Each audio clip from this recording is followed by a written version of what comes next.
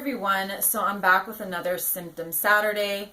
Today I'm going to briefly discuss my light sensitivity, and the reason that I say briefly is because I'm going to do another video that is longer, and it's going to be an FAQ video regarding my light sensitivity. That one I think is going to be more helpful in understanding how complex and how broad my light sensitivity is. So I'll let that video do all the talking. I'm just going to describe to you here what my light sensitivity, how it manifests, and what causes the pain for me.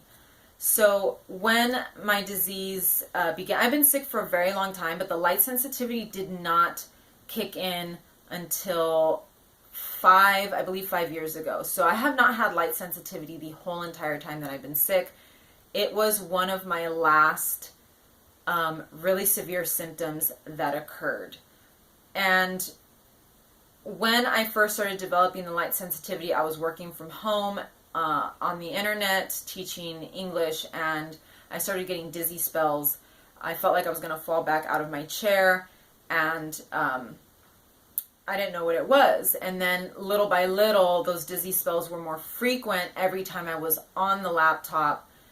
And then I started feeling pain. I started feeling pressure in my head.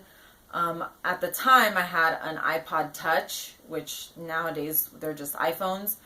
And I started feeling really bad pain when I would use that because of the screen. At first, I didn't really know what was going on, and then I started noticing when I went to work, because I also worked as a substitute teacher, the schools are lit mostly with fluorescent lights, and I started feeling disoriented, anxious, tired, and everything started to look very strange. The way that I describe it is everything looked like a 35 millimeter film, so everything was kind of grainy. It just... I mean, there was no, I didn't see grains. My vision was the same, but for some reason, everything looked like a 35 millimeter film to me. It just, for some reason, I guess my brain was interpreting things that I was seeing differently. So little by little, I started feeling pain and pressure in my head, nausea. The pain lasted at its worst. I had, pressure and pain in my head for about a month straight. And then I started putting the pieces together, and I realized that the pain was being caused by my exposure to light. I tried a lot of different things. I'm not going to discuss it here. I'll tell you the different things that I've tried when I first started having this problem, but you're going to have to refer to the FAQ so that you could see why they did not work. But I did try projectors. I tried changing the monitor of my computer.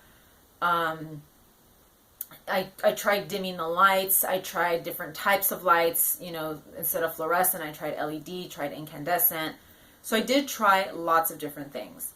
And unfortunately, none of these worked. The only thing that I did find out was that incandescent lights are the least painful for me. But I cannot have them directly in my field of vision because it does bother me as well. The same with candlelight. So basically the symptoms, if I do expose myself to fluorescent lights and LED lights, and like I said, if you want to know why those lights bother me, refer to the FAQ video. But when I expose myself to those types of lights, I get really bad pressure in the middle of my head. Sometimes it's worse on the right than on the left. And the pain can vary depending on how long I expose myself to the light. It can go down the back of my head, down my neck. Sometimes it can cause a feeling of stiffness in my neck. I have noticed that when I read and I'm laying on my bed and I'm kind of back like this, it causes increased pressure in my head and an increased visual issues. And by visual issues, I mean I see spots. So sometimes I'll see a blue spot. I also see, what is it called? There's a name for it, like sparks. I'll see sparking. those are all related to the light sensitivity and whatever issue is causing the light sensitivity. From what I know right now, I had a SPECT scan, which is a special type of scan that examines your brain and the blood flow to different parts of the brain. And I have limited blood flow in the prefrontal cortex.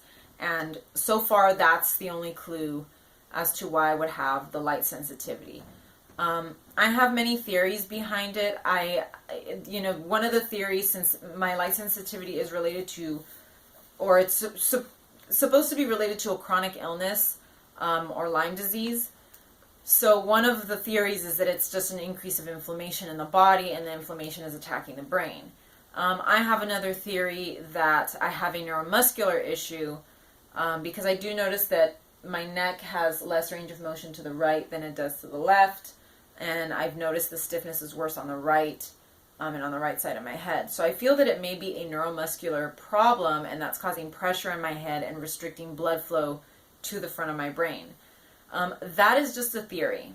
The only thing that we do know is that there's reduced blood flow to the front part of the brain, but we don't really know exactly why. It is related to a disease process or an autoimmune process. We do know that I have a mild traumatic brain injury related to an illness. So there's really no way of, I believe that this is inconclusive. A lot of people with Lyme disease report light sensitivity, but I have yet to come across a single person with Lyme disease that has this specific type of light sensitivity. I am sensitive to the sun, I am sensitive to bright light, but I must absolutely avoid fluorescent light, LED lights, and certain types of other lights that I haven't really identified yet, but I have to stay away from them or else I'll have severe pain. I don't know other people that have this kind of pain related to such a specific type of light. Usually, people will just wear sunglasses and they're fine, and unfortunately that is not the case for me. And I will address that in the FAQ video. So that is, that's basically it for my light sensitivity. There's really not much more to it than that. It's very specific. I am sensitive to every kind of light, but the severe pain comes mostly from fluorescent, LED lights, and some other types of artificial lighting. It has reduced my quality of life quite a bit. It has restricted the things that I'm able to do, and I will address that in the FAQ video. When people ask me, if I'm homebound, I usually say that I'm partially homebound. Yes, I can still drive. The issue is, where am I going to drive to? I can't really go inside stores for an extended period of time. I have to be very careful wherever I go and make sure that the lighting is just right for me. And nowadays, most places are lit with fluorescent LED lights, so there are very few places that I can actually go into. So, this has been, even though this symptom is not technically life-threatening for me, and I don't consider it one of my worst symptoms. Surprisingly, it is not, I think, one of my most, one of the scariest symptoms that I have. It is the most limiting for me because I can't go to a lot of places. I can no longer watch movies, use a laptop. I have limited use of my smartphone. And all of that I will address in the FAQ, so make sure that you watch that video. So it has limited a lot of things. I went a very long time without being able to watch TV, and when I moved back here with my parents, they had a very, very old TV, the big ones that have a regular light inside that are not a flat screen TV. And I was able to watch a little bit of TV on there, and it was really strange to watch TV and watch the news and see how much things had changed in all of the years that had passed, because I had not been able to see, to watch the news or to watch any TV shows. So that TV, we've since gotten rid of the TV because obviously it was a very old TV, but it was very odd to to see the world again. And you don't realize that all of these different things, TVs, smartphones, they actually are our windows to the outside world, you know, to things that are happening overseas, to things that are happening in other parts of the country. I'm lucky that I have been able to find a smartphone that is more or less okay for my eyes. It's not perfect, but it is usable for me, and I've been able to, you know, read a little bit of news on there. I have an app on my phone that actually reads to me so that I can know what's going on. And we don't realize that TV, movies, our cell phones, they become such a crucial part of our lives that without them, we are completely cut off from the world. So just take that into consideration. I was cut off from the world for many, many years, and you know, now that I have a little bit more access to it, it's weird because I'm seeing all the things that are going on or all the things that have happened in the world, and sometimes it can be scary, and sometimes it's like, oh my God, you know, the world is, things are still happening, and my life feels like it's at a standstill. It's a bit scary sometimes. And just our reliance on technology and all of these things that have screens and lights, you know, they're part of our daily lives now, more and more and more as time goes on.